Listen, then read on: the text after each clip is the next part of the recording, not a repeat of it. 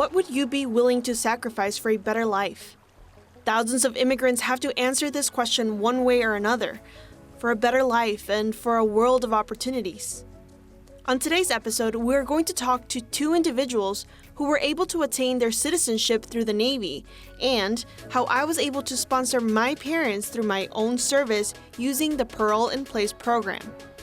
I am your host, MC3 Giselle Schuring, and welcome back to Ears Adrift.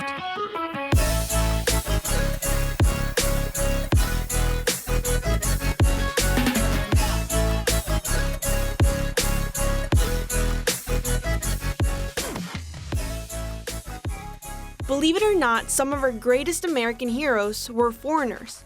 Marquis de Lafayette of France was an American Revolution hero and a compatriot of George Washington.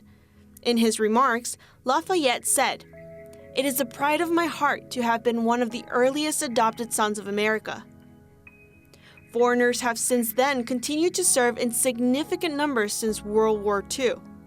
Over 300,000 immigrants served in the armed forces during the Second World War, 109,000 of whom were non-citizens. To become a resident of the United States, an immigrant has to first ensure that they are eligible. Eligibility may depend on the reason for applying.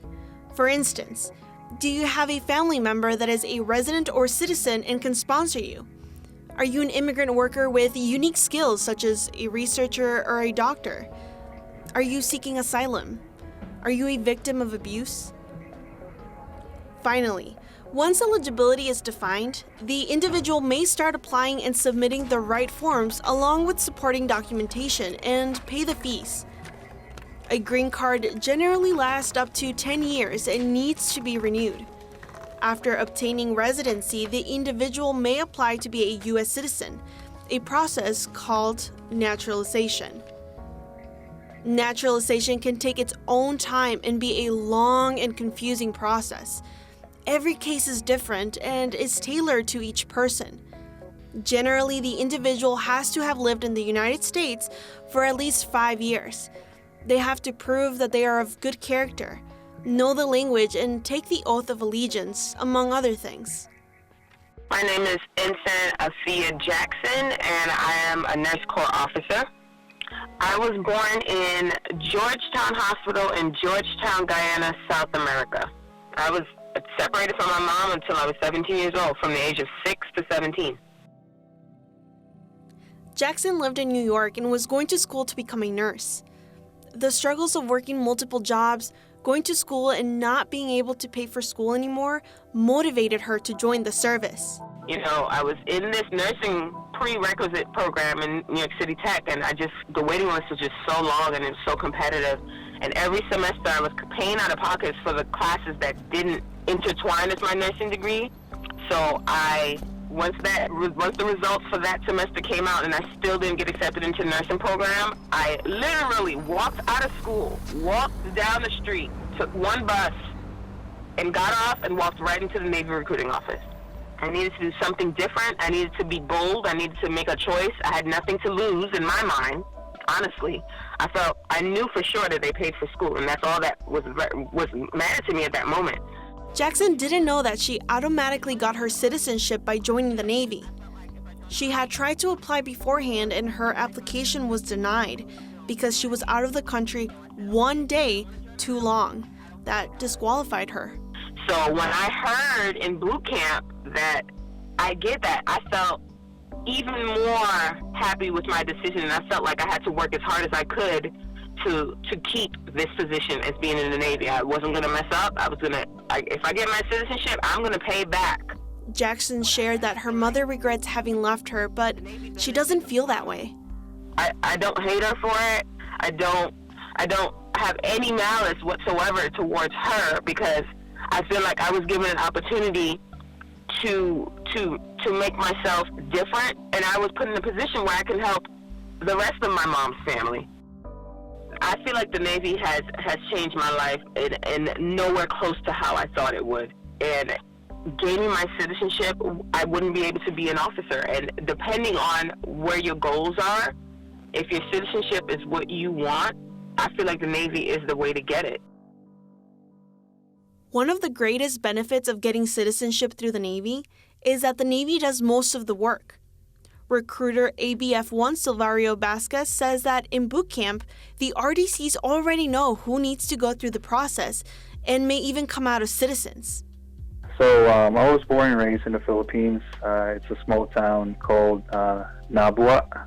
He came to the United States in 2010. And when I got here, I tried to join the Navy, but since it's my I struggle with taking the ASVAB. So pretty much I took the ASVAB 4 times for me to be able to pass. I'm always struggling with English, of course, and never, speaking English in my entire 21 years in the Philippines. According to Vasquez, in 1994 there was a law passed by President Bush that allowed old World War II Filipino veterans to get their citizenship. It took his grandpa 18 years to be able to get his family their visas and migrate to the United States. I know a lot of Filipinos in the Navy. They actually have a very, comfortable life being in the Navy, retired as a Navy. So actually that's giving my motivation to actually push myself or actually motivate myself. And the fact also that my grandpa was also a World War II veteran. You don't have to do 20 years in the Navy. 3 years is a minimum. Just, take advantage of 3 years, travel, get that education and benefits, get out. Don't worry about it.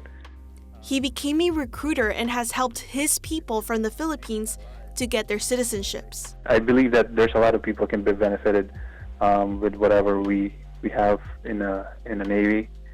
So far, he has recruited a total of 6 Filipinos, all of whom are immigrants. 2 of them are already citizens. I believe that if it's changed my life, there's no way it's not going to change theirs. Change can be difficult and scary. My parents came to the United States looking for a better life. It is the land of opportunity after all. My dad was having issues looking for a job due to a disability where he only has one eye. And my mom was looking for a fresh start after some hardships that she had in her life. My mom said that she tried to get her visa 2 times and both times were denied. She waited a while and about a year or 2 later she tried again and they still said no. She mentioned that they wouldn't even look at her paperwork. She would ask them what they wanted or needed from her, but they wouldn't even talk to her. They just looked the other way. There are a lot of expectations for a child with immigrant parents. We know both languages, sort of, and the customs of both countries. I translated and spoke on behalf of my parents in parent-teacher conferences, doctor visits, and stores. They said that there was a law that when I turned 21 years old, I could sponsor them so they could get the residency. They had hope. The day that I was of age, they went to see a lawyer, but they found out the law no longer existed. They don't know when that law became obsolete, but when they found out, everything came crushing down. They never gave up, and they kept looking for people that would give them any hope. My youngest sister was diagnosed with cancer, and we were told that because of her, they could help us. The lawyer lied to us and only took my parents' money, $5,000, and we never heard back. She said that they talked to another lawyer, and he was the one that told them that they could only apply and get their residency if a son or daughter was in the military. They said that I made the choice to help them in that aspect, even though they did not agree. They were afraid of the dangers that the military brought and that I was going to be away from them for a long time. My parents received their residency in December 2019. I will never forget how happy they sounded the night they called me to give me the news. It's what every child from immigrant parents dreams of, the ability to give them their freedom. He said that before they knew it, they had their resident cards in their house, and it was a huge happiness after all the years waiting for the opportunity. When they opened the envelope, it was a feeling of genuine happiness because they were free from the fear that they had. It's still something that they can't believe.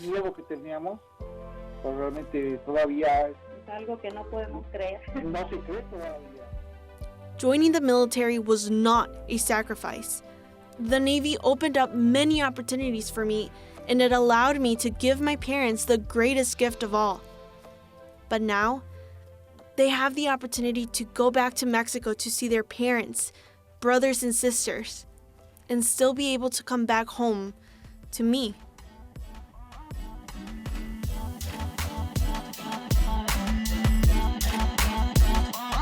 Okay guys, that's it for this episode of Ears Adrift. Keep us on your radar and keep posted for new episodes each month. You can listen to us on your favorite podcast outlets, our Facebook page, or on our website at www.ah.mil. Thanks again for tuning in. I am MC3 Giselle Schuring. Feliz Día del Inmigrante. Immigration ka mahina, mubarak ho. Maligayang buwan ng pagdiriwang ng kultura ng mga imigrante. شهر تراث المهجرين سعيد. Happy Immigrant Heritage Month.